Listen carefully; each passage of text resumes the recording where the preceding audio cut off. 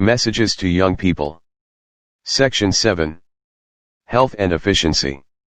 Since the mind and the soul find expression through the body, both mental and spiritual vigor are in great degree dependent upon physical strength and activity. Whatever promotes physical health promotes the development of a strong mind and a well-balanced character.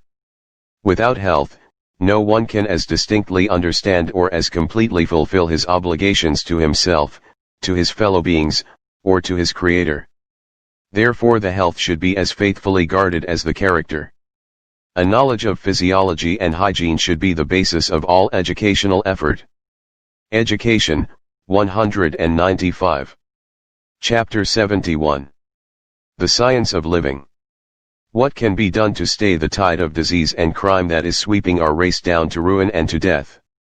As the great cause of the evil is to be found in the indulgence of appetite and passion, so the first and great work of reform must be to learn and practice the lessons of temperance and self-control.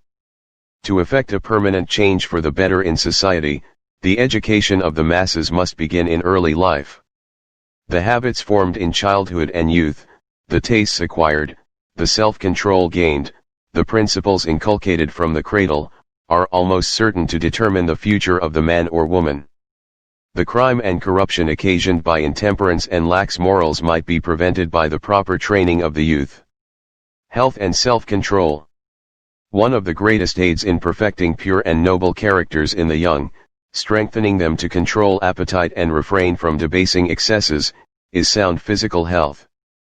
And, on the other hand, these very habits of self-control are essential to the maintenance of health.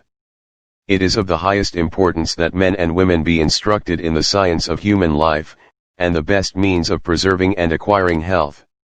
Especially is youth the time to lay up a stock of knowledge to be put in daily practice through life.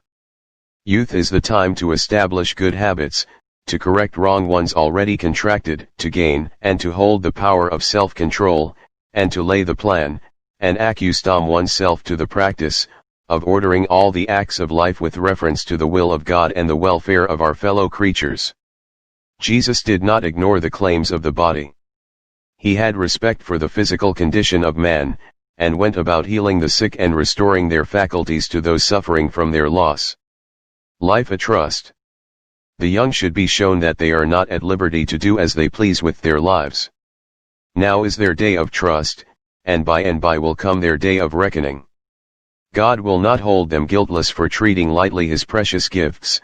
The world's Redeemer has paid an infinite price for them, and their lives and talents belong to him, and they will finally be judged according to the faithful or unfaithful stewardship of the capital which God has entrusted to their care. They should be taught that the greater their endowment of means and opportunities, the more heavily does the responsibility of God's work rest upon them, and the more are they required to do.